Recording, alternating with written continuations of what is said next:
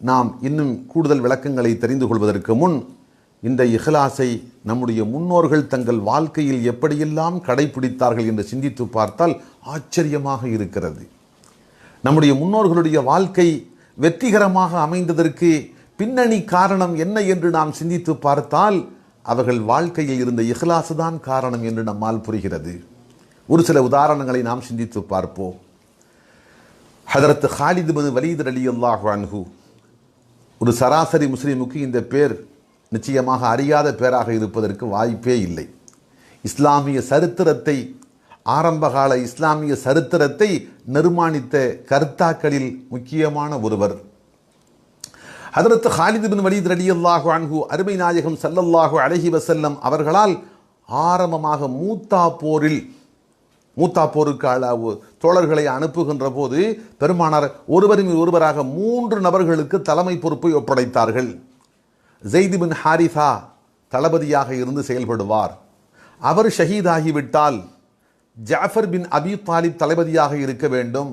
அவரும் ஷஹீதாகிவிட்டால் அப்துல்லா பின் ரவாஹா தளபதியாக இருக்க வேண்டும். அவரும் ஷஹீதாகிவிட்டால் தோழர்கள் தங்களுக்கு மத்தியில் ஒருவரை தளபதியாக தேர்ந்தெடுத்துக் கொள்ளட்டும் என்று சொல்லி அல்லாஹுவின் திருத்தூதர் ஸல்லல்லாஹு அலைஹி வஸல்லம் மூத்தாவுக்கு ஏறத்தாழ 3000 தோழர்களை அனுப்பி வைத்திருந்தார்கள். அங்கே ஏறத்தாழ 1 லட்சமோ அல்லது 2 லட்சமோ ரோமானியர்கள், லட்சக்கணக்கான பேர்களை வெறும் 3000 பேர் கொண்ட இந்த படை எதிர்கொள்கிறது. அல்லாஹுவின் தூதர் சொன்னதை போன்று 3 தளபதிகளும் ஒருவர் பின் ஒருவராக ஷஹீதாகுகின்றார்கள். கடைசியாக மக்கள் தங்களுக்கு மத்தியில் ஆலோசனை செய்தார்கள். ஹதரத் ஹாலித் பின் வலீத் ரலியல்லாஹு அன்ஹு அவர்களை தளபதியாக தேர்ந்தெடுப்போம் என்று முடிவு கண்டு அவர்களே தளபதியாக தேர்ந்தெடுத்தார்கள். அருமை நாயகம் ஸல்லல்லாஹு அலைஹி வஸல்லம் 100 கணக்கான மைல்களுக்கு அப்பால் மதீனா நகரத்தில் இருந்து கொண்டு தோழர்களுக்கு மத்தியில் மூத்தா களத்தில் நடந்து கொண்டிருக்கின்ற நிகழ்வை விளக்கி சொல்லிக் கொண்டிருக்கிறார்கள். தோழர்களே, இதோ ஸைத் பின் ஹாரிஸா வீரப்போர் செய்கின்றார், அவர் ஷஹீதாகிவிட்டார். அவருக்கு பின் ஜாஃபர் பின் அபி தாலிப் வீரப்போர் புரிகின்றார், அவரும் ஷஹீதாகிவிட்டார். அவருக்கு பின் அப்துல்லா பின் ரவாஹா, அவரும் ஷஹீதாகிவிட்டார். இப்படி அல்லாஹுவின் தூதர் போர்க்களத்தின் நிகழ்வுகளை வர்ணித்து கொண்டே வருகின்ற போது கடைசியாக சொன்னார்கள், இப்போது சைஃபும் மின் சுயூஃபில்லா, அல்லாஹ்வுடைய வாள்களில் ஒரு வாள் தலைமை பொறுப்பை ஏற்றிருக்கிறது என்றார்கள். ஆம், ஹதரத்து ஹாலித் பின் வலீத் ரலியல்லாஹு அன்ஹு அந்த போர்க்களத்தில் தலைமை ஏற்றார்கள். அந்த போரில் இருந்து அடுத்து தளபதியாகவே நீடித்தார்கள்.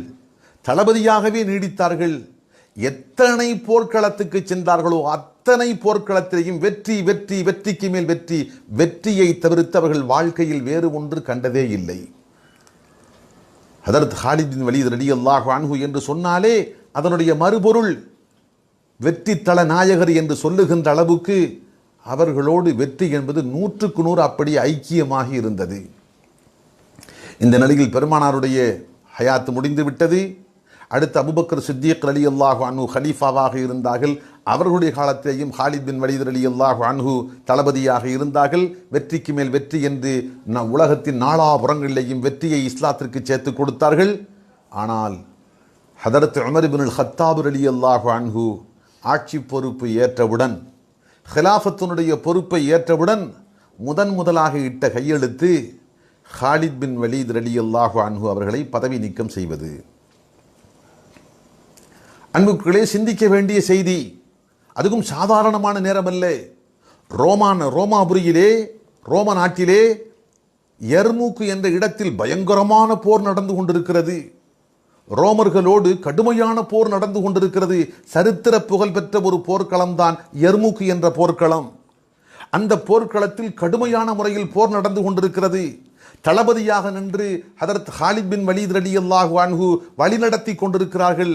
இந்த நிலையில் சித்தியக்குல் அக்பருடைய மரணத்திற்கு பின் ஹிலாஃபத்தினுடைய பொறுப்பை ஏற்றுக்கொண்ட ஹதரத் உமர் இப்னுல் ஹத்தாப் ரலியல்லாஹு அன்ஹு செய்தி முதல் கையொப்பமிட்டு அனுப்புகின்ற செய்தி, ஹாலித், இந்த கடிதத்தை கொண்டு வருகின்ற அவரை, இந்த கடிதத்தை கொண்டு வருகின்ற அவரிடத்தில் அந்த தளபதி பொறுப்பை நான் ஒப்படைக்கின்றேன். நீங்கள் விரும்பினால் தளபதி பொறுப்பை ஒப்படைத்துவிட்டு தலைநகர் மதீனா மாநகரத்துக்கு என்னிடத்தில் நீங்கள் வந்து சேர்ந்து விடலாம். அதான் அதனுடைய பொருள் என்ன?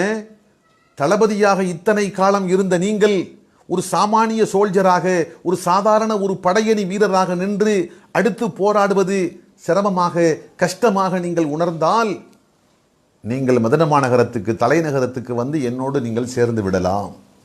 இல்லை, நீங்கள் விரும்பினால் அந்த படையணியில் ஒரு சராசரி போர் வீரராக நின்று நீங்கள் போர் புரியலாம், அதற்கும் உங்களுக்கு அனுமதி உண்டு என்று ஹதரத் உமர் ரலியல்லாஹு அன்ஹு கடிதம் அனுப்புகின்றார்கள். அன்புக்குரியவர்களே, கடிதம் கொண்டு வந்து ஒப்படைக்கப்படுகிறது. ஹதரத் அபூ உபைதா ரலியல்லாஹு அன்ஹு கொண்டு வந்து அந்த கடிதத்தை ஒப்படைக்கின்றார்கள். தோழர்களுக்கெல்லாம் ஒரு மிகப்பெரிய கலக்கம். இத்தனை காலம் தளபதியாக இருந்தவர்கள், வெற்றிக்கு மேல் வெற்றி என்று இஸ்லாத்திற்கு அணி சேர்த்த அவர்கள் ஒரு கடிதத்தின் மூலமாக பதவி நீக்கம் செய்யப்படவிருக்கின்றார்களே, என்ன நடக்கப் போகிறதோ என்று ஆச்சரியமா என்று பதட்டத்தோடு இருந்தார்கள். ஆனால் ஹதரத் ஹாலித் பின் வலீத் ரலியல்லாஹு அன்ஹு கடிதத்தை வாங்கி படித்தார்கள். அடுத்த வினாடி தன்னுடைய பொறுப்புகள் அனைத்தையும் ஹதரத் அபூ உபைதா ரலியல்லாஹு அன்ஹு அவர்களிடத்தில் முழுமையாக ஒப்படைத்தார்கள். ஒப்படைத்து விட்டு ஒரு சாதாரண ஒரு போராளி, ஒரு சராசரி ஒரு போராளி எப்படி நடந்து கொள்ள வேண்டுமோ அவர்கள் உத்தரவுக்கு கட்டுப்பட்டு பணிந்து நடக்கக்கூடிய ஒரு சாமானிய போராளியாக தன்னை மாற்றிக்கொண்டு வீரப்போர் செய்கின்றார்கள். மறுநாள் தோழர்களுக்கு மத்தியில் இந்த செய்தி பரவி தெரிந்திருந்தது. ஒரு தோழர் வந்து கேட்கிறார், ஹாலித், உங்களால் எப்படி பொறுத்து கொள்ள முடிந்தது? காலமெல்லாம் தளபதியாக இருந்து திரும்புகின்ற தெற்கெல்லாம் வெற்றியை வாகை சூடி வெற்றியை பெற்று இஸ்லாத்திற்கு பெருமை சேர்த்த உங்களால் ஒரே ஒரு கடிதத்தால் தலைமைத்துவத்தில் இருந்து கீழே இறக்கப்பட்டு ஒரு சாதாரண போராளியாக போராட வேண்டிய நிலைக்கு நீங்கள் ஆளாகிவிட்டீர்களே, இதை உங்களால் எப்படி சகித்து கொள்ள முடிந்தது? மாபெரும் சேனாதிபதி, நேற்று வரைக்கும் ஒட்டுமொத்த இஸ்லாமிய படையணியின் சேனாதிபதி, இன்று சாதாரண ஒரு சோல்ஜர், சாதாரண ஒரு போராளி, இதை உங்களால் எப்படி தாங்கிக் கொள்ள முடிந்தது என்று கேட்டார். அப்போது ஹதரத் ஹாலித் பின் வலீத் ரலியல்லாஹு அன்ஹு சொன்னார்கள், தோழரே, எனக்கு என்ன சிரமம் இருக்கிறது? நேற்று எந்த ரப்பை, எந்த அல்லாஹுவை திருப்திப்படுத்த வேண்டும் என்ற எண்ணத்தில் நான் போராடினேனோ அதே ரப்பை சந்தோஷப்படுத்த வேண்டும் என்ற எண்ணத்தில் தான் இன்று சாதாரண ஒரு போராளியாக நின்று நான் போராடுகின்றேன். நேற்று தளபதியாக இருந்த போது அந்த ரப்பை திருப்திப்படுத்துவதற்குத்தான் நான் போராடினேன். இன்று ஒரு சாமானிய ஒரு போராளியாக இருக்கின்ற போதும் அந்த ரப்பை திருப்திப்படுத்த வேண்டும் என்ற எண்ணத்தில் தான் நான் போராடுகின்றேன். எனது நோக்கத்தில் எந்த ஏற்றத்தாழ்வும் இல்லையே, மாற்றம் இல்லையே, என்ன சிரமம் இருக்கிறது என்று சாதாரணமாக சொன்னார்கள். அன்புக்களே, எருமுக்கு போரெல்லாம் முடிந்து விட்டது. அல்லாஹு தஆலா அதில் வெற்றியை கொடுத்தான். கடைசியாக சில காலத்திற்கு பின்பாக மதீனா மாநகரத்துக்கு திரும்பி சென்றார்கள்.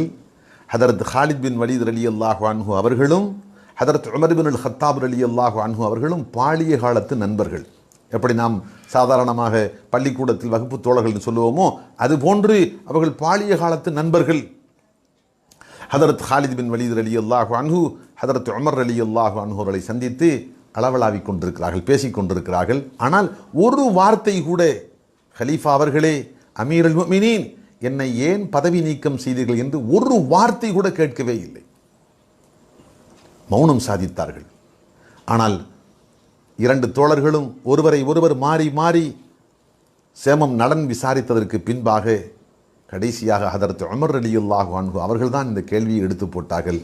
ஹாலித், உங்களை நான் பதவி நீக்கம் செய்தேனே, அதற்கு என்ன காரணம் என்று தெரியுமா என்று கேட்டார்கள். அப்போதுதான் ஹதரத் ஹாலித் பின் வலீத் ரலியல்லாஹு அன்ஹு சொன்னார்கள், அமீருல் முஃமினீன், இதுவரைக்கும் அதற்கான காரணம் என்ன என்று எனக்கு தெரியாது. ஆனால் உங்கள் உத்தரவுக்கு நான் கட்டுப்பட்டேன், அதற்கு நான் பணிந்து நடந்தேன். ஆனால் இதுவரைக்கும் என்ன காரணம் என்று எனக்கு தெரியாது. அப்போதுதான் ஹதரத் உமர் ரலியல்லாஹு அன்ஹு சொன்னார்கள், ஹாலித், வெற்றிக்கும் தோல்விக்கும் காரணம் அல்லாஹ்.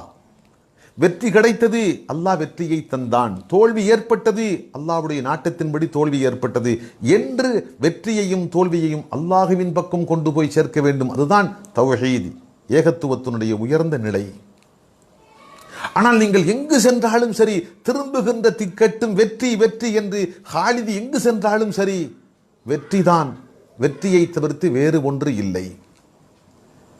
ஹாலித் ரலியல்லாஹு அன்ஹு எங்கு சென்றாலும் சரி வெற்றியை தவிர்த்து வேறு ஒன்றும் இல்லை. எந்த அளவுக்கு மக்கள் பேசிக்கொள்ள ஆரம்பித்தார்கள் என்று சொன்னால், ஹாலிது சென்றாலே வெற்றிதான், அல்லாஹுவின் பக்கம் கொண்டு போய் சேர்க்க வேண்டிய அந்த வெற்றியை ஹதரத் ஹாலித் பின் வலீத் ரலியல்லாஹு அன்ஹு அவர்கள் பக்கம் மக்கள் கொண்டு போய் சேர்க்க ஆரம்பித்தார்கள். எங்கே நிலைமை பிழையாக போய்விடுமோ, அல்லாஹுவின் பக்கம் கொண்டு போய் வெற்றியை சேர்க்க வேண்டிய நாம் ஹாலிதின் பக்கம் கொண்டு போய் சேர்க்கக்கூடிய நிலைக்கு தள்ளப்பட்டு விடுவோமோ என்று அஞ்சினேன். அந்த அச்சத்தின் காரணமாகத்தான் முதலாக உடனடியாக கையொப்பமிட்டு உங்களை நான் பதவி நீக்கம் செய்தேன் என்று சொன்னார்கள். ஹதரத் ஹாலித் பின் வலீத் ரலியல்லாஹு அன்ஹு அதை மனமாற ஏற்றுக்கொண்டார்கள். ஹலீஃபா செய்தது சரி என்று மனமாற ஏற்றுக்கொண்டார்கள். அன்புக்குள்ளே, இங்கே நாம் சிந்தித்து பார்க்கிறோம். அந்த ஒரு வார்த்தையை பாருங்கள். நேற்று வரைக்கும் மாபெரும் தளபதியாக இருந்தபோது எந்த ரப்பை திருப்திப்படுத்துவதற்காக போராடினேனோ அதே ரப்பை திருப்திப்படுத்துவதற்குத்தான் இன்று சாமானிய ஒரு போர் வீரனாக இருந்து நான் போராடுகிறேன் என்றார்கள். இதுதான் இஹ்லாஸ். அல்லாஹ்வுக்காகத்தான் எதையும் நாம் செய்கின்றோம், அல்லாஹ்வுக்காகத்தான் எதையும் நாம் செய்ய வேண்டும். அதே போன்று சய்யிதுனா ஹதரத் அலி இப்னு அபி தாலிப் ரலியல்லாஹு அன்ஹு அவர்களுடைய வாழ்க்கையில் பார்க்கின்றோம். ஒரு போர்க்களம், ஒரு எதிரி இடத்தில் மோதுகின்றார்கள். சாதாரண எதிரி அல்ல.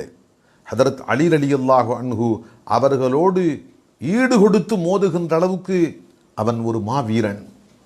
ஹதரத் அலி ரலியல்லாஹு அன்ஹு சாமானியப்பட்டவர் அல்ல, அசதுல்லா, அல்லாஹ்வுடைய அரிமா என்று பெயர் பெற்றவர்கள். அலி கர்ரமல்லா அவரிடத்தில் மோதி மீண்டவர் ரொம்ப சொற்பமானவர்கள் தான். அவர்களிடத்தில் மோதுகின்ற ஒருவர் மீண்டதாக சரித்திரமில்லை.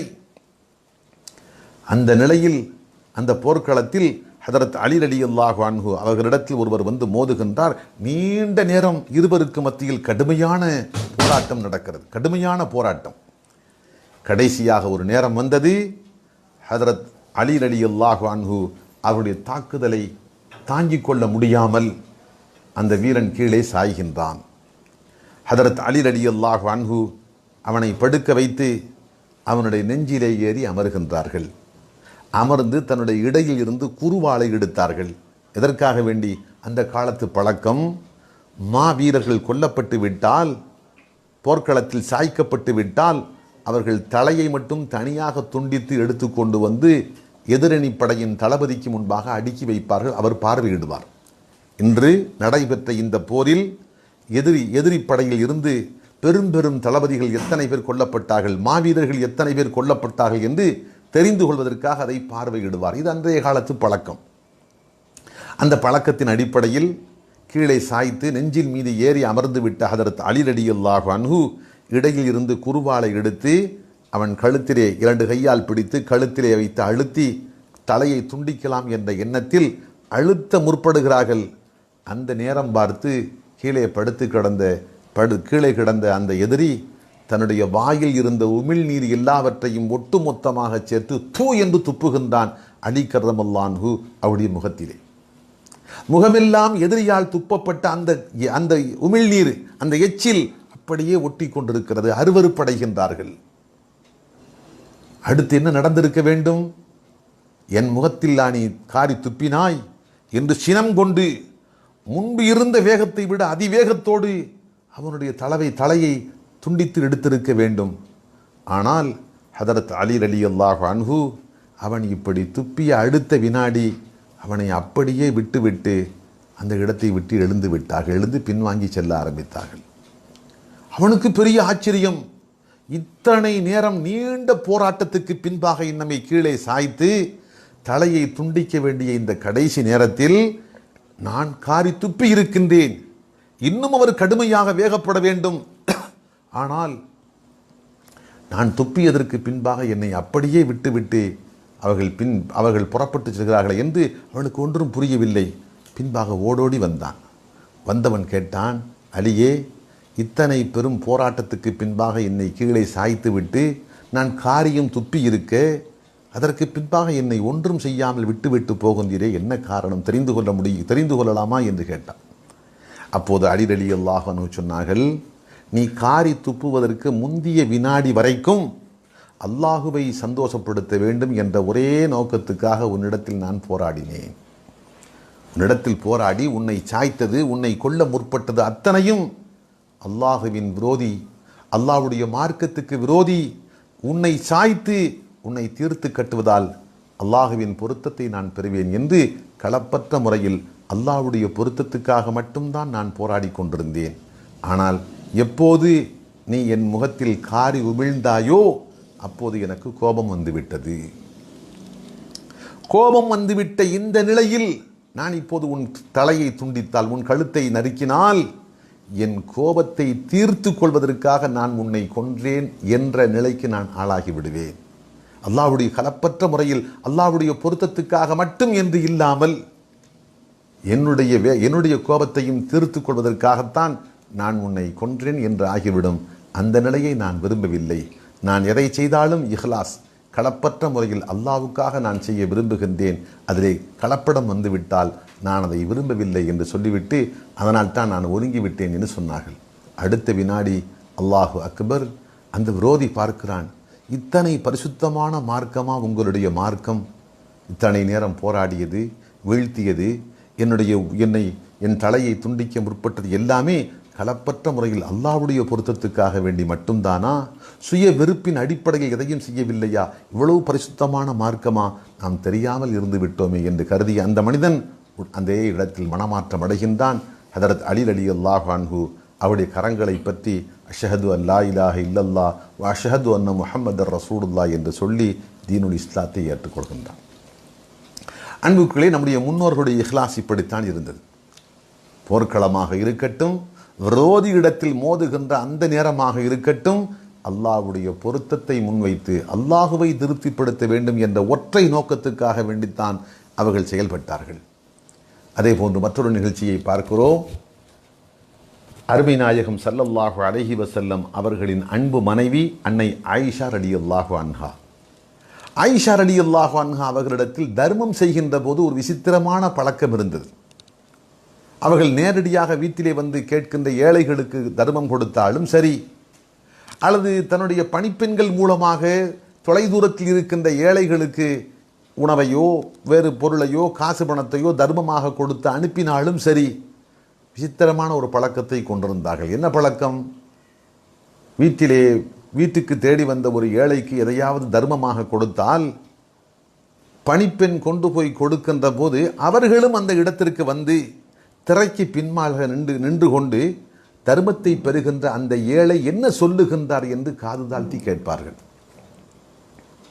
அதே போன்று ஒரு பணிப்பெண்ணிடத்தில் கொடுத்து தெருவில் ஏழையினுடைய வீட்டில் இதை கொண்டு போய் கொடுத்து விட்டு வா என்று சொல்கிற போது தவறாமல் சொல்லி அனுப்புவார்கள். கொடுத்து விட்டு உடனே வந்து விடாதே, கொடுத்து விட்டு அவர் என்ன சொல்லுகிறார் என்று கேட்டுக்கொண்டு வா என்றும் சொல்லுவார்கள்.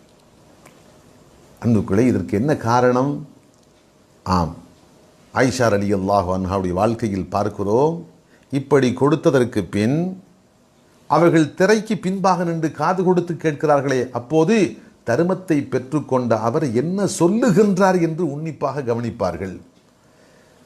தர்மத்தை பெற்றுக்கொண்டு தர்மம் கொடுத்த ஆயிஷா ரலியல்லாஹு அன்ஹா அவர்களுக்காக அல்லாஹ் இடத்தில் துஆ செய்கின்றார் என்றால் அந்த துஆவை அப்படியே கேட்பார். உதாரணமாக வைத்துக் கொள்ளுங்கள், தர்மத்தை பெற்றுக்கொண்ட ஒரு ஏழை சொன்னார், யா அல்லாஹ், ஆயிஷாவுடைய குற்றங்குறைகளை மன்னித்து விடு, அவருடைய ஆயுளை நீளமானதாக ஆக்கிவிடு, அவருடைய மறுமையின் அந்தஸ்தை உயர்த்தி விடு என்று கேட்டுவிட்டு போவதாக வைத்துக் கொள்ளுங்கள். இந்த வார்த்தையை கேட்டவுடன் அன்னை ஆயிஷா ரலியல்லாஹு அன்ஹா அப்படியே வீட்டுக்குள்ளே வந்து கையேந்துவார்கள் அல்லாஹ் இடத்தில், யா அல்லாஹ், அவருடைய குற்றங்குறைகளை மன்னித்து விடு, தர்மம் பெற்று செல்கின்ற அவருடைய குற்றங்குறைகளை மன்னித்து விடு, அவருடைய ஆயுளை நீளமானதாக ஆக்கிவிடு, அவருக்கு மறுமையின் உயர்ந்த அந்தஸ்தை கொடுத்து விடு. எந்த 3 வார்த்தைகளை கொண்டு தனக்காக அவர் துஆ செய்தாரோ அதே வார்த்தைகளை அப்படியே திரும்ப சொல்லி அவருக்காக துஆ செய்வார்கள். துஆ செய்து விட்டு சொல்வார்கள், யா அல்லாஹ், அவர் எனக்காக செய்த துஆவுக்கு பகரமாக நான் அவருக்கு செய்து விட்டேன். துஆவுக்கு துஆ பகரத்துக்கு பகரம் முடிந்து விட்டது. நான் செய்த தர்மம் அது உனக்காக. அவருடைய துஆவுக்காக வேண்டி நான் தர்மம் செய்யவில்லை, அல்லாஹ் உன்னுடைய திருப்பொருத்தத்துக்காக நான் தர்மம் செய்தேன்.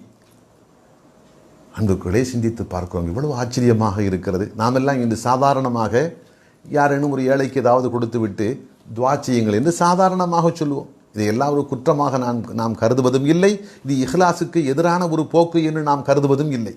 அதனால் தான் சாதாரணமாக ஒரு ஏழை இடத்தில் தர்மம் கொடுத்து விட்டு அவர் நாம் கொடுத்து அதற்கு நன்றி பெருக்கோடு பார்த்தால் இதெல்லாம் ஒன்றும் பெரிய விஷயமில்லை, அல்லாஹ் இடத்தில் துஆ செய்யுங்கள், போய் வாருங்கள் என்று சாதாரணமாக சொல்லி அனுப்புகின்றோம். ஆனால் சஹாபாக்களுடைய மனநிலை எந்த அளவுக்கு உயர்ந்த தரத்தில் இஹ்லாஸில் இருந்தது என்று சொன்னால், எனக்காக தர்மம் பெற்ற ஒருவர் துவா செய்வதை கூட நான் விரும்பவில்லை, துவா கூட என் தர்மத்துக்கு பகரமாக ஆகிவிடுமோ என்று நான் அஞ்சுகிறேன். அல்லாவுக்காக நான் இந்த தர்மத்தை செய்திருக்கின்றேன், அல்லாஹ் எனக்கு கூலி கொடுத்தால் போதும், தர்மத்தை பெற்றவர் எனக்காக செய்கின்ற துவா எனக்கு கூலியாக ஆகிவிடக் கூடாது என்று, அது இஹ்லாஸுக்கு மாற்றமாக ஆகிவிடுமோ என்று அஞ்சினார்கள். ஆம் அன்புக்குரியவர்களே, அருமை சஹாபா பெருமக்களுடைய வாழ்க்கையில் இஹ்லாஸுக்கு பல செய்திகளை நாம் உதாரணங்களாக பார்க்கிறோம். ஹதரத் சஅத் பின் அபி வக்காஸ் ரலியல்லாஹு அன்ஹு அவர்கள் அநேகமாக ஹதரத் உமர் பின் அல்-கத்தாப் ரலியல்லாஹு அன்ஹு அவருடைய ஆட்சி காலத்தில் பாரசீகம் வெற்றி கொள்ளப்படும். அன்றைய உலகத்தின் மாபெரும் வல்லரசுகள் இரண்டு. இன்று எப்படி அண்மை காலம் வரைக்கும் அமெரிக்காவும் சோவியத் ரஷ்யாவும் வல்லரசு நாடுகளாக கருதப்பட்டனவோ, அதுபோன்று 1400 ஆண்டுகளுக்கு முன்பாக ரோமாபுரியும் பாரசீகமும் வல்லரசு நாடுகளாக கருதப்பட்டன. அந்த வல்லரசு நாடுகள் ஒன்றன் பின் ஒன்றாக வீழ்த்தப்பட்டு இஸ்லாமிய அந்த அணியிலே சேர்ந்தன. இதிலே ஹதரத் சஅத் பின் அபி வக்காஸ் ரலியல்லாஹு அன்ஹு அவர்கள் மூலமாகத்தான் ஈரான் என்ற அந்த மாபெரும் வல்லரசு வெற்றி கொள்ளப்படுகிறது. அப்படி மதாயின் என்ற தலைநகர் வெற்றி கொள்ளப்பட்டதற்கு பின், அன்புக்குள்ளே, மதாயின் தான் அன்றைய ஈரானின் தலைநகர். அந்த தலைநகரில் அன்றைய ஆட்சியாளன் மன்னனோடு கடுமையான போர் நடந்து இறுதி வெற்றியை அல்லாஹ் முஸ்லிம்களுக்கு சாதகமாக ஆக்கி கொடுத்தான். வல்லரசு வீழ்ந்தது, இஸ்லாம் வெற்றி வாகை சூடியது. ஒரு சில தினங்களுக்கு பின் அந்த போர்க்களத்தில் கிடைக்கப்பெற்ற வெற்றி செல்வங்களை எல்லாம் தளபதி சஅத் பின் அபி வக்காஸ் ரலியல்லாஹு அன்ஹு அவர்களிடத்தில் கொண்டு வந்து தோழர்கள் ஒப்படைக்கின்றார்கள். வெற்றி பொருள் என்றால் போர்க்களத்திலே விரோதிகளால் விட்டு சென்ற அந்த பொருட்களை எல்லாம் பொறுக்கி எடுத்து கொண்டு வந்து ஒப்படைப்பார்கள். அப்படியாக கொண்டு வந்து ஒப்படைக்கப்படுகிறது. ஒரு சில தினங்களுக்கு பின் சஅத் ரலியல்லாஹு அன்ஹு தனியாக இருக்கின்ற போது ஒரு போர் வீரர் அவர்களிடத்தில் ஏதோ ஒரு பொருளை துணியால் சுற்றி மறைத்து கொண்டு வந்து ஒப்படைக்கப் போகின்றார். பக்கத்தில் வந்தவர் துணியை எடுத்துவிட்டு கையிலே கொடுக்கிறார். சஅத் ரலியல்லாஹு அன்ஹு பார்த்துவிட்டு ஆச்சரியப்பட்டார்கள். என்ன காரணம்? அன்றைய ஈரான் மன்னன் தலையை அலங்கரித்து கொண்டிருந்த அந்த தாஜ் என்ற கிரீடம். அது சாதாரண கிரீடம் அல்ல, முழுக்க முழுக்க தங்கம். தங்கம் மட்டுமல்ல, அதிலே மாணிக்க மரகதங்கள் எல்லாம் விலை மதிக்க முடியாத கோடிக்கணக்கான ரூபாய் பெருமானம் உள்ள நவரத்தின கற்கள் எல்லாம் பதிக்கப்பட்டிருந்தன. வரலாற்று ஆசிரியர்கள் குறிப்பிடுகிறார்கள், அதை மட்டும் விற்றால் அதை கொண்டு வந்து ஒப்படைத்த அந்த ஏழையினுடைய 7 பரம்பரை உழைக்காமலேயே இந்த உலகத்தில் சந்தோஷமாக வாழ முடியும். அந்த அளவுக்கு மாபெரும் ஒரு செல்வம், திரண்ட செல்வத்துக்கு ஒரு மாபெரும் மதிப்புமிக்க ஒரு செல்வம். அந்த செல்வத்தை கொண்டு வந்து தன்னந்தனி நபராக ஒப்படைக்கின்றார். உண்மையில் அவரிடத்தில் அந்த பொருள், அந்த கிரீடம் இருந்தது யாருக்கும் தெரியாது. அது அன்றைய ரோமாபுரி அரசனுடைய தலையில் இருந்த கிரீடம். அவன் வெட்டுண்டு கொல்லப்பட்டு போனான். அது மணலிலே கீழே எங்கேயோ புதையுண்டு கிடந்திருக்கிறது. அதை அந்த ஏழை போராளி எடுத்து வைத்திருந்திருக்கிறார். இப்போ தளபதி இடத்தில் கொண்டு வந்து பொருட்களை எல்லாம் ஒப்படைக்க வேண்டும் என்ற ஒரு நிலை வந்தவுடன் அதை கொண்டு வந்து ஒப்படைக்க வருகின்றார். இப்போது சஅத் ரலியல்லாஹு அன்ஹு அவரை மேலும் கீழுமாக பார்க்கிறார்கள். அவர் ஒரு பரம ஏழை என்பதற்குண்டான அடையாளம் தெரிகிறது. அவர் பெரிய செழிப்பான, பார்ப்பதற்கு தோற்றத்தில் அவர் வசதியான ஒரு மனிதராக தென்படவில்லை. பரம ஏழை. இத்தனை ஏழ்மையாக இருந்தும் இந்த விலை மதிக்க முடியாத இந்த பொருளை அமானிதமான முறையில் நம்பகத்தன்மையோடு கொண்டு வந்து ஒப்படைக்கின்றார் என்று கல்புக்குள்ளே அவருடைய உயர்ந்த பண்பாட்டை மெச்சியவர்களாக தளபதி நினைக்கிறார்கள். இவருக்கு தகுந்த சன்மானம் கொடுக்க வேண்டும் என்று கருதி கேட்டார்கள். உன்னுடைய பேர் என்ன என்று கேட்டார்கள். அடுத்த வினாடி அந்த ஏழை போராளியிடமிருந்து வந்த வார்த்தை, எந்த ரப்பை திருப்திப்படுத்துவதற்காக, சந்தோஷப்படுத்துவதற்காக இந்த கிரீடத்தை கொண்டு வந்து உங்களிடத்தில் ஒப்படைக்கின்றேனோ அந்த ரப்புக்கு தெரியும் என் பெயர் என்ன என்பது என்று சொல்லிவிட்டு சட்டென்று திரும்புகிறார். தன் முதுகு பக்கத்தை காட்டியவராக போய்கொண்டே இருக்கிறார். நிற்கக்கூட இல்லை. அன்புக்குள்ளே கொஞ்சம் சிந்தித்து பாருங்கள். விலை மதிக்க முடியாத ஒரு பொருளை கொண்டு வந்து ஒப்படைத்திருக்கின்றார். அவராக முந்திக்கொண்டு தனக்கு பரிசு வழங்கப்பட வேண்டும், நான் அமானிதமாக நம்பகத்தன்மையோடு நடந்து கொண்டு விட்டேன் என்றெல்லாம் அவர் சொல்லவில்லை. தளபதி தானாக முன்வந்து இத்தனை பெரிய பொருளை நம்பகத்தன்மையோடு ஒப்படைக்கின்றாரே, பார்ப்பதற்கு ஏழையாக தென்படுகின்றாரே, இவருக்கு ஏதாவது சன்மானம் கொடுக்க வேண்டுமே என்ற எண்ணத்தில் தான் தளபதி கேட்கின்றார்கள். ஆனால் என்ன சொல்கிறார்? வார்த்தையை பாருங்கள். எந்த ரப்பை திருப்திப்படுத்துவதற்காக கொண்டு வந்து கொடுத்தேனோ அந்த ரப்புக்கு தெரியும் என் பெயர், உங்களிடத்தில் சொல்ல வேண்டும் என்ற அவசியம் இல்லை என்று சொன்னது மட்டுமல்ல, அடுத்த வினாடி அந்த இடத்தை காலி செய்துவிட்டு புறப்படுகின்றார். முதுகைத்தான் தளபதி பார்த்து கொண்டே இருந்தார். அன்புக்குள்ளே இதுதான் நம்முடைய முன்னோர்களிடத்தில் காணப்பட்ட இஹ்லாஸ் என்பது. எந்த ஒரு காரியத்தை செய்தாலும் சரி, அல்லாஹ் ஒருவனுக்காக, அல்லாஹுவை திருப்திப்படுத்த வேண்டும், அல்லாஹுவை சந்தோஷப்படுத்த வேண்டும் என்ற அந்த ஒரு நோக்கத்துக்கு அப்பால் அவர்களுக்கு வேறு எந்த நோக்கமும் இல்லை. இதற்கு பேர்தான் இஹ்லாஸ் என்று சொல்வது. அதே போன்று 4வது நூற்றாண்டில் நடைபெற்ற மற்றொரு நிகழ்ச்சி. 4வது நூற்றாண்டில் அந்த காலத்தில் ஆட்சியாளர்கள் எல்லாம் தீன்தாரிகளாக இருப்பார்கள். இந்த காலத்தை பொறுத்த மட்டில் ஆட்சியாளர்கள், அரசியல்வாதிகள் என்று சொன்னால் கடைசி புகலிடம், அயோக்கியர்களுடைய கடைசி புகலிடம்தான் அரசியல் என்று சொல்லுகின்ற அளவுக்கு சாக்கடையாக போய்விட்டது. ஆனால் அந்த காலத்தை பொறுத்த மட்டில் ஆட்சியாளர்கள் தக்குவாதாரிகளாக, இறையச்சமுள்ள நல்லடியார்களாக, சிறந்த இறை அடியார்களாக இருப்பார்கள். அந்த அடிப்படையில் அந்த 4வது நூற்றாண்டில் பகதாதை தலைமை பீடமாக கொண்டு ஆட்சி நடத்தப்படுகின்ற போது பகதாது நகரத்தில் கவர்னராக இருக்கின்றார் ஒரு நபர். அவர் மார்க்கப்பட்டுள்ள மனிதர். பகதாதினுடைய நடுப்பகுதியில் ஒரு நதி ஓடிக்கொண்டிருக்கிறது. திடீரென்று வருடத்தில் சில முறை வெள்ளப்பெருக்கு ஏற்படும். அப்படி வெள்ளப்பெருக்கு ஏற்படுகிற போது அங்கே நடமாடிக்கொண்டிருந்த மக்களை எல்லாம் அள்ளி கொண்டு போய்விடும். ஒரு நேரத்தில் நூற்றுக்கணக்கான உயிர்கள் பறிகொள்ளப்படும். இப்போது கவர்னர் பார்க்கிறார், வருடத்துக்கு ஒரு முறையோ 2 முறையோ இப்படி வெள்ளப்பெருக்கின் காரணமாக நூற்றுக்கணக்கான உயிர்கள் பறிகொள்ளப்படுகிறதே, இவற்றையெல்லாம் தவிர்ப்பதற்காக அந்த இடத்தில் மேல் பாலம் ஒன்று நாம் அமைத்து விட்டால், பாலம் கட்டிவிட்டால் வெள்ளப்பெருக்கின் காரணமாக மக்களுக்கு சேதம் இருக்க மாட்டாது என்று கருதி பாலம் கட்டுவதற்காக அவர்கள் நாடுகின்றார்கள். ஆனால் பைத்துல் மாலிலே பாலம் கட்டுவதற்கு போதுமான நிதி ஆதாரம் இல்லை. ஒரு நாள் அந்த காலத்தில் வாழ்ந்து கொண்டிருந்த ஒரு மேதை அபு அம்ரு முஜாஹித் ரஹ்மத்துல்லாஹி அலைஹி என்ற பெரியாரிடத்தில் இரவு நேரத்தில் வருகிறார்கள். வந்து விஷயத்தை சொல்கிறார்கள். இப்படி பகதாது நகரத்திலே வருடங்கள் தோறும் நூற்றுக்கணக்கான உயிர்கள் நதியால் பறிகொள்ளப்படுகிறது. அந்த நிலை மாறுவதற்காக நான் ஒரு மேம்பாலம் கட்ட வேண்டும் என்று விரும்புகிறேன். ஆனால் பைத்துல் மாலிலே போதுமான நிதி ஆதாரம் இல்லை என்று தன்னுடைய கவலையை வெளிப்படுத்துகிறார்கள்.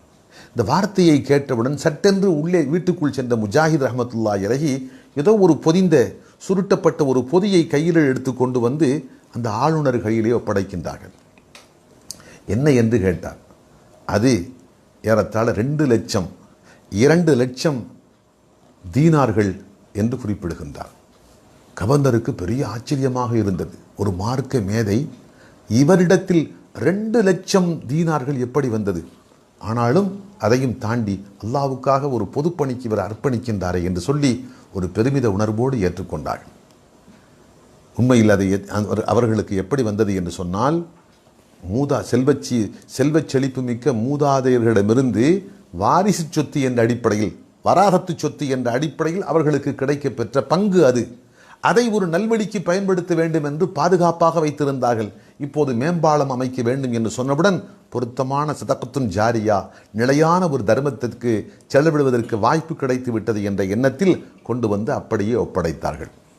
அல்ஹம்துலில்லாஹ், கவர்னரை ஏற்றுக்கொண்டு வந்து விட்டார். மறுநாள் பகல் பொழுது, அநேகமாக ஒரு லொஹர் தொழுகையின் நேரமாக இருக்கலாம் என்று வைத்துக்கொள்வோம். லொஹர் தொழுகை முடிந்து விட்டது. ஊர் மக்கள் எல்லாம் பள்ளிவாசலிலே ஒன்று கூடியிருக்கிறார்கள். ஊர் மக்களுக்கு நடுவிலே கவர்னர் எழுந்து பேசத் துவங்குகிறார். எப்படி மக்களே, இப்படி வருடங்கள் தோறும் நதி பெருக்கெடுத்து ஓடுகின்ற போது நூற்றுக்கணக்கான உயிர்களை பலிகொள்ளுகிறது. ஆகவே மேம்பாலம் அமைத்து விட்டால் பாதுகாப்பு கிடைக்கும்.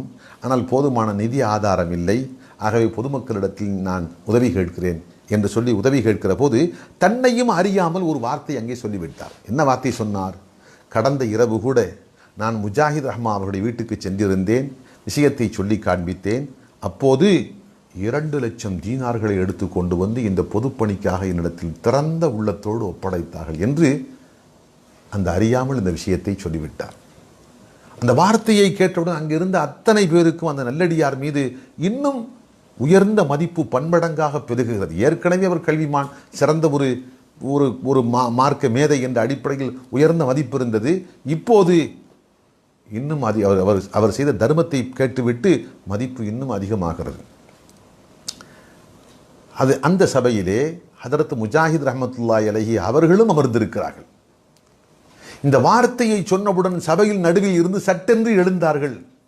எழுந்தவர்கள் சொன்னார்கள், கவர்னர் அவர்களே, அந்த தொகையை கொடுத்ததில் ஒரு தவறு நடந்து விட்டது. என் தாயிடத்தில் அனுமதி பெறாமல் நான் கொடுத்து விட்டேன். ஆகவே நான் கொடுத்த அந்த தொகையை திரும்ப கொடுத்து விடுங்கள் என்று தயவு தாட்சண்யம் இல்லாமல் உறுதியான முறையில் கேட்டுக்கொண்டார்கள். இப்போது அத்தனை பேருடைய முகத்திலேயும் மாற்றம். சற்று முன்பாக அவர்கள் செய்த தர்மத்தை கேட்டுவிட்டு மகிழ்ச்சி அடைந்த அத்தனை பேரும் கொடுத்த தர்மத்தை திருப்பி கேட்கின்றாரே என்று எல்லோருடைய உள்ளத்திலேயும் இனம் புரியாத ஒரு அதிருப்தி. ஆனாலும் ஹதரத் முஜாஹித் ரஹ்மத்துல்லாஹி அலைஹி வலுக்கட்டாயமான முறையில் அதை கொடுத்தே தீர வேண்டும் என்று கட்டாயப்படுத்துகிறார்கள். வேறு வழி இல்லை, ஆளுநருக்கும் வேறு வழி இல்லாமல் பெற்று சென்ற அந்த செல்வத்தை எடுத்து கொண்டு வந்து சபையிலேயே ஒப்படைக்கின்றார்கள். அன்புக்குள்ளே சபை முடிந்து விட்டது. அன்று இரவு நடுநிசி நேரம், கடுமையான இருள் சூழ்ந்த ஒரு இரவு. கவர்னர் உறங்கிக் கொண்டிருக்கிறார். நடுநிசி கழிந்த பின்னிரவு நேரம் கவர்னருடைய வீட்டு கதவு தட்டப்படுகிறது. இந்த நேரத்தில் யார் வந்து தட்டுவது என்று சந்தேகப்பட்ட அவர் எழுந்து வந்து கதவை திறக்கின்றார். முஜாஹித் ரஹ்மத்துல்லாஹி அலைஹி நின்று கொண்டிருக்கிறார்கள். என்ன விஷயம் என்று கேட்டார்கள். கையிலே அதே 2,00,000 தீனார்கள் கொண்டு வரப்பட்டிருக்கிறது.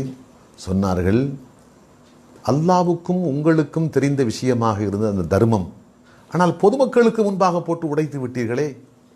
நான் செய்த அந்த தர்மம் அல்லாவுக்காக, அல்லாவுடைய பொருத்தத்துக்காக நான் செய்தேன். அல்லாவுக்கும் உங்களுக்கும் தவிர்த்து இந்த பிரபஞ்சத்தில் யாருக்கும் தெரியாது என்ற அடிப்படையில் தான் நான் உங்களிடத்தில் வழங்கினேன்.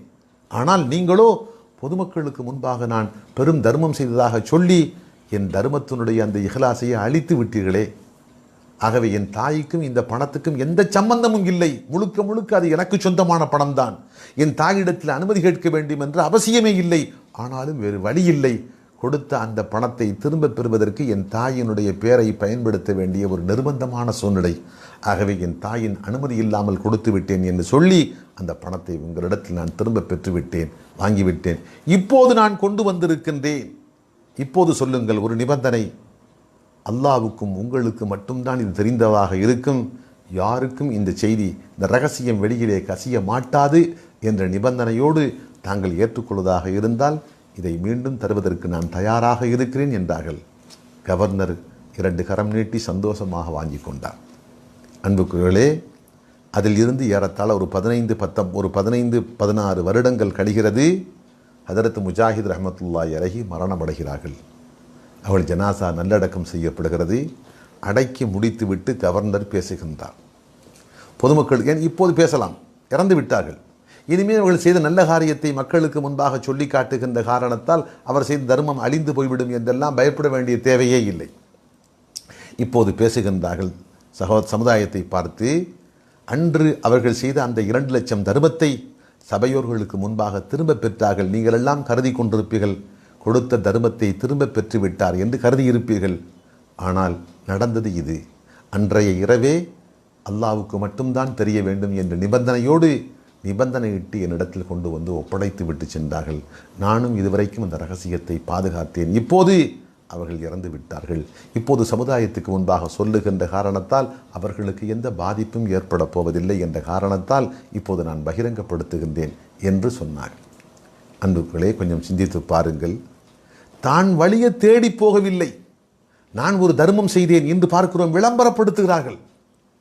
தான் செய்த தர்மத்தை விளம்பரப்படுத்துகிறார்கள். விளம்பரப்படுத்தவில்லை என்றால் கோபித்துக் கொள்கிறார்கள். நான் செய்த தர்மத்தை ஏன் சொல்லி காட்டவில்லை, எனக்கு ஏன் பாராட்டு விழா எடுக்கவில்லை? தான் செய்த நல்ல காரியத்துக்காக தனக்கு பாராட்டு விழா சமுதாயம் எடுக்க வேண்டும் என்று எதிர்பார்க்கிறார்கள். பாராட்டு விழா எடுக்கவில்லை என்று சொன்னால் வருத்தப்படுகின்றார்கள். இன்னும் சிலரை பார்க்கிறோம், நான் வாழ்நாளில் செய்த சாதனைகள் என்று வாழ்நாள் சாதனை பட்டியல் போடுகிறார்கள். அதை பார்த்தால் அந்த திருமணத்துக்கு அவ்வளவு உதவி செய்தேன், அந்த ஏழைக்கு இவ்வளவு செய்தேன், இந்த ஆபரேஷனுக்கு இன்னும் உதவி செய்தேன், வாழ்நாள் செய்த அத்தனை காரியத்தையும் அங்கே பட்டியல் என்ற பெயரிலே போட்டு காட்டுகிறார். அத்தனையும் அழிந்து நாசமாகிவிட்டது. அந்த வாழ்நாள் சாதனை என்ற பெயரிலே போடுகிறார்களே பட்டியல், அதிலே அவர்கள் செய்த அத்தனை அமல்களுடைய அத்தனையும் அழிந்து நாசமாகி விடுகின்றன. ஆக நம்முடைய முன்னோர்களுடைய வாழ்க்கையில் பார்க்கிறோம், அல்லாஹ்வுடைய பொருத்தத்தை தவிர்த்து வேறு எந்த ஒன்றும் எங்களுடைய செயல்பாடுகளில் பிரதி நோக்கமாக கொள்ளவில்லை. ஒருவேளை எங்கள் சக்திக்கு மீறி அடுத்தவர் மூலமாக அந்த இஹ்லாஸுக்கு களங்கம் ஏற்படும் என்று இருந்தால், நான் செய்த அமலையே நான் திரும்பப் பெறுகின்றேன், நான் செய்த தர்மத்தையே நான் திரும்பப் பெறுகின்றேன். அதனால் சமுதாயத்துக்கு முன்பாக அவப்பெயர் பெற வேண்டும் என்று சொன்னாலும் பரவாயில்லை, பாதகமில்லை. கொடுத்த தர்மத்தையே திரும்ப பெற்றுக் கொண்டு விட்ட மனிதர் ஒரு ஒரு அற்பமான மனிதர் என்று சமுதாயமே என்னை கருதும் என்று இருந்தாலும் அதனால் எனக்கு எந்த பாதகமும் இல்லை. அல்லாஹ்வுடைய பொருத்தத்தில் எனக்கு எந்த சேதாரமும் ஏற்படக்கூடாது என்ற விஷயத்தில் உறுதியாக இருந்தார்கள். ஆக அன்புக்குரியவர்களே, நம்முடைய முன்னோருடைய வாழ்க்கையில் பார்க்கிறோம். அதே போன்று மற்றொரு நிகழ்ச்சி, உமையாக்களுடைய ஆட்சியில் மர்வானுடைய மகன் அப்துல் மலிக், அவருடைய மகன் மஸ்லமா என்பவர்.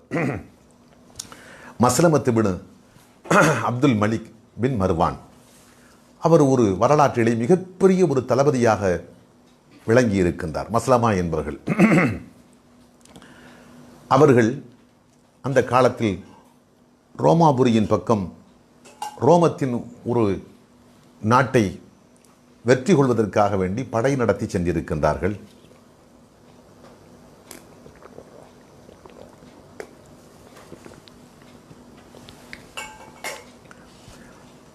ரோமத்தின் ஒரு நாட்டை வெற்றி கொள்வதற்காக வேண்டி படை நடத்தி சென்றிருக்கின்றார்கள். அந்த நாட்டிலே வலுவான கோட்டை கொத்தளங்கள் இருக்கின்றன. அவர்கள் என்ன செய்தார்கள்? மஸ்லமா அவர்கள் படை நடத்தி வந்தவுடன் அந்த கோட்டைக்கு உள்ளே சென்று தங்களை பாதுகாப்பான முறையில் பாதுகாத்து கொண்டார்கள். முற்றுகை நீடிக்கிறது. சாதாரணமாக ஓரிரு நாட்களிலேயே முற்றுகை வீழ்ந்துவிடும். ஆனால் 20 நாட்கள் 25 நாட்கள் ஏறத்தாழ ஒரு மாதம் நெருங்கி கொண்டிருக்கிறது. முற்றுகை நீடிக்கிறது. காரணம், உள்ளிருக்கின்ற அவர்கள் வெளியே இருக்கின்ற முஸ்லீம்கள் அந்த கோட்டையை நெருங்கி தாக்குதல் தொடுத்து உள்ளே எப்படியாவது நுழையலாம் என்று எத்தனிக்கின்ற போது, நெருங்கி வருகின்ற போது திடீரென்று மேலிருந்து அம்பு மழையாக பொழிவார்கள். அந்த அம்பு மழையை பொறுக்க முடியாமல், காரணம் மேலிருந்து கொண்டு கீழே இருக்கின்றவர்களை தாக்குவது ரொம்ப எளிது, கீழிருந்து மேலிருக்கின்றவர்களை தாக்குவது ரொம்ப கடினம். ஆக அந்த அடிப்படையில் மேலிருந்து அம்பு மழை என்று பொழிவார்கள். அதை தாக்குப்பிடிக்க முடியாமல் வந்த படையெல்லாம் சிதறி ஓடுவார்கள். இப்படித்தான் ஏறத்தாழ 25-28 நாட்கள் கழிந்தது. அப்போது மஸ்லமா அறிவிக்கின்றார்கள், யாரேனும் ஒரு வீரர் இந்த அம்பு மழையை பொருட்படுத்தாமல் நெருங்கி சென்று கோட்டை கதவை திறப்பதற்கு யார் வழி செய்கின்றாரோ அவரை நான் வரவேற்கின்றேன் என்று ஊக்கப்படுத்தும் விதமாக அப்படி ஒரு வாலிபன் வரட்டும் என்று உரை நிகழ்த்துகின்றார், ஊக்கப்படுத்தி உரை நிகழ்த்துகின்றார். அப்போது இந்த உரையை கேட்டதற்கு பின்பாக மீண்டும் ஒரு சிறு வாலிபர்களை ஒரு கூட்டம் எழுகிறது. எழுந்து கோட்டைக்கு பக்கத்தில் சென்று போராடலாம் என்று புறப்படுகிற போது அதே போன்று அம்பு மழை பொழிகிறது. உடனே அத்தனை பேரும் திரும்பி வந்து விட்டார்கள். ஆனால் ஒரே ஒரு வாலிபன் எதையும் பொருட்படுத்தவில்லை. நூற்றுக்கணக்கான அம்புகள் தன்னுடைய மேனியிலே பாய்கிறது. தலையை மட்டும் எச்சரிக்கையோடு பாதுகாத்து கொண்டு எதையும் பொருட்படுத்தாமல் நெருங்கி சென்று அந்த கோட்டை சுவரின் ஓரப்புறத்தில் சென்று ஒண்டிவிட்டார். எப்போது மதில் சுவரோடு ஒட்டிவிட்டாரோ இனி மேலிருந்து தாக்குகின்ற அந்த அம்புகள் அவரை தைப்பதற்கு வாய்ப்பில்லை. இப்போது தன் மேனியில் இருந்த அம்புகளை எல்லாம் அகற்றிவிட்டு தன்னை ஆசுவாசப்படுத்தி கொண்டு தான் வந்த வேலையை ஆரம்பிக்கின்றார். அந்த இடத்தில் கன்னம் வைத்து துவாரம் இடுகின்றார். நேரம் செல்ல செல்ல செல்ல செல்ல கோட்டையின் அந்த மதில் சுவர் துவாரம் விடப்பட்டு ஒரு நபர் உள்ளே நுழைகின்ற அளவுக்கு வந்துவிட்டது. இந்த நிலையில் அங்கிருந்து குரல் கொடுக்கின்றார், நான் உள்ளே சென்று கதவை திறந்து விடுகின்றேன், சற்றும் தாமதமில்லாமல் எல்லோரும் உள்ளே நுழைந்து விடுங்கள், அடுத்து கோட்டை நம் வசம் என்று சொல்லி அவர் அந்த ஏற்படுத்திய துவாரத்தின் வழியாக உள்ளே சென்று கண்ணிமைக்கும் நேரத்தில் விரோதிகள் வந்து தன்னை தடுப்பதற்கு முன்பாக கண்ணிமைக்கும் நேரத்தில் கோட்டை கதவை திறந்து விடுகின்றார். அடுத்த வினாடி இஸ்லாமிய படை காட்டாற்று பெருவெள்ளத்தை போன்று உள்ளே நுழைகிறது. அடுத்து கடுமையான போர். அல்லாஹு தஆலா முஸ்லிம்களுக்கு மகத்தான வெற்றியை கொடுத்தான். அன்புக்குள்ளே இந்த வெற்றிக்கு பின்பாக எல்லோருடைய நாவிலும் பேசப்பட்ட ஒரு பேச்சு என்ன என்றால், ஆரம்பமாக இந்த வெற்றிக்கு அடித்தளமிட்டாரே அந்த வாலிபர் யார், அவர் யார், அவர் யார் என்று தெரிய வேண்டும். இதுதான் அத்தனை பேருக்கும் எதிர்பார்ப்பாக இருந்தது. மசலமா அவர்களுக்கும் அந்த ஆசை இருந்தது. அவர் யார் என்று தெரிந்து கொண்டு அவருக்கு தகுந்த சன்மானம் கொடுக்க வேண்டும் என்று அவரும் ஆசைப்பட்டார். கடைசியாக வெற்றிக்கு பின்பாக ஒரு இடத்தில் தோழர்கள் எல்லாம் ஒன்று சேர்க்கப்படுகின்றார்கள், ஒன்று கூடியிருக்கிறார்கள். அப்போது மசலமா எழுந்து நின்று உரையாற்றுகின்றார். அல்லாஹுவை முன்வைத்து கேட்கின்றேன், வெற்றிக்கு பாதை திறந்து விட்ட அந்த வாலிபர் யார் என்று எனக்கு முன் வந்து சொல்ல வேண்டும் என்று சொன்னார். கூட்டம் அத்தனையும் மயான அமைதியாக இருக்கு. ஒருவர் முகத்தை அடுத்தவர் பார்த்து கொண்டார்கள். யாரும் அங்கே எழவே இல்லை. 3 முறை கேட்டுவிட்டு கடைசியாக சொன்னார், சரி, தனியாகவாவது என்னை வந்து சந்தித்து அவர் தன்னை அறிமுகப்படுத்தி கொள்ள வேண்டும் என்று அல்லாஹுவை முன்வைத்து கேட்கிறேன் என்று சொல்லிவிட்டு சபையை கலைத்து விட்டார். அன்று மாலை ஒருவர் வருகிறார், மசலமா தளபதியை சந்திப்பதற்காக. வாயில் காப்போனிடத்தில் சொன்னார், எனக்கு அனுமதி பெற்று வாருங்கள், நான் மசலமா அவர்களை தளபதியை பார்க்க வந்திருக்கிறேன் என்று சொன்னார். அப்போது அவர் கேட்டார், நீங்கள் தான் அந்த கோட்டையின் வாயிலை திறந்துவிட்ட வெற்றிக்கு பாதை திறந்துவிட்ட வாலிபரா என்று கேட்டார். அப்போது இவர் சொன்னார், அவரை யார் என்று சொல்லத்தான் வந்திருக்கின்றேன், அனுமதி கேட்டு வாரும் என்று சொன்னார். உடனே உள்ளே சென்றார், விஷயத்தை சொன்னார். மசலமா உடனே அவரை வர சொல்லுங்கள் என்றார். உள்ளே சென்று விட்டார்கள். உள்ளே சென்றவுடன் இந்த வாலிபர் சொன்னார், அல்லாஹுவின் திருநாமத்தை முன்வைத்து கண்டிப்பாக வர வேண்டும் என்று நீங்கள் கேட்டதற்காக வேண்டி இப்போது நான் 3 நிபந்தனைகளோடு உங்களிடத்தில் வந்திருக்கிறேன். இந்த 3 நிபந்தனைகளை நீங்கள் ஏற்றுக்கொண்டால் அந்த கோட்டையை வெற்றி கொள்வதற்கு மூல காரணமாக இருந்த அந்த வாலிபர் யார் என்று நான் உங்களுக்கு சொல்கிறேன். இதை சொன்னவுடன் மசலமா சொன்னார், தாராளமாக ஏற்றுக்கொள்கிறேன், சொல்லுங்கள். சொன்னார், அவருடைய பேர் என்ன என்று நீங்கள் கேட்கக்கூடாது, முதல் நிபந்தனை. 2, அவரை பற்றி மேலிடத்துக்கு மத்திய அரசுக்கு தெரியப்படுத்தி அவருக்கு சன்மானம் கொடுக்க வேண்டும் என்று நீங்கள் எந்த முயற்சியும் எடுக்கக்கூடாது. 2. 3, அவர் சென்றதற்கு பின்பாக உளவுத்துறையை பயன்படுத்தி அவர் யார், எந்த பகுதியை சார்ந்தவர், எந்த குடும்பத்தை சார்ந்தவர், எந்த கோத்திரத்தை சார்ந்தவர் என்றெல்லாம் உளவுத்துறையை பயன்படுத்தி கூட அவரை பற்றி தெரிந்து கொள்வதற்கு நீங்கள் எந்த முயற்சியும் எடுத்துக்கொள்ளக்கூடாது. இந்த 3 விஷயங்களுக்கு நீங்கள் ஒப்புதல் அளித்தால் நான் அவரை யாருன்னு சொல்கிறேன்னு சொன்னார். உடனே மசலமா சொன்னார், நான் 3ஐயும் ஏற்றுக்கொண்டேன், பேரையும் கேட்க மாட்டேன், ஹலீஃபா இடத்தில் அவரை சொல்லி சன்மானம் கொடுக்கும்படி நான் சொல்லவும் மாட்டேன், அத்தோடு உளவுத்துறையை பயன்படுத்தி அவரை தெரிந்து கொள்வதற்காக நான் முயற்சியும் எடுக்க மாட்டேன் என்று சொன்னவுடன் அவர் சொன்னார், அந்த வாலிபன் நான் தான், அந்த வாலிபன் நான் தான் என்றார். அல்லாஹு அக்பர். அத்தோடு போய்விட்டார். அன்புக்குரியவர்களே, அதற்கு பின் மசலமாவுடைய வாழ்க்கையில் பார்க்கிறோம், ஒவ்வொரு தொழுகைக்கு பின்பாக தவறாமல் அவர் கேட்ட துவா என்ன தெரியுமா? யா அல்லாஹ், அந்த வாலிபரோடு நாளை மறுமையில் என்னை சேர்த்து வை, அந்த வாலிபரோடு நாளை மறுமையில் என்னை சேர்த்து வைப்பாயாக என்றுதான் மசலமா ஒவ்வொரு தொழுகைக்கு பின்பாக அல்லாஹ் இடத்தில் துவா செய்தார் என்று பார்க்கிறோம். வரலாறு முடிந்து விட்டது. அந்த வாலிபர் இறந்து விட்டார். அந்த வாலிபருக்காக வேண்டி நிர்ணயிக்கப்பட்ட மௌத்துடைய நேரம் வந்தபோது இறந்து விட்டார். ஆனால் அவர் இறந்த அந்த நேரத்தில் கூட ஊருக்கும் உலகத்துக்கும் இவர்தான் அந்த வாலிபர் என்று யாருக்கும் தெரியாது. ஆனால் அல்லாஹ் இடத்தில் அவருடைய பெயர் அழியா புகழ் பெற்றிருக்கிறது. இவர்தான் அந்த வாலிபர் என்று அல்லாஹ்வுக்கு தெரியும். அல்லாஹ் இடத்தில் அழியா பேரை பெற்றுவிட்டு சென்றிருக்கின்றார். ஆக அன்புக்குள்ளே, சுருக்கமாக நாம் சொல்ல வருகின்ற செய்தி, எந்த ஒரு நல்ல காரியத்தை செய்தாலும் அந்த நல்ல காரியத்தில் அல்லாஹ்வுடைய பொருத்தம் ஒன்றுதான் எனது பிரதி நோக்கம். அல்லாஹுவை திருப்திப்படுத்த வேண்டும், அல்லாஹுவை சந்தோஷப்படுத்த வேண்டும், அல்லாஹ் என்னை பொருந்திக் கொள்ள வேண்டும்.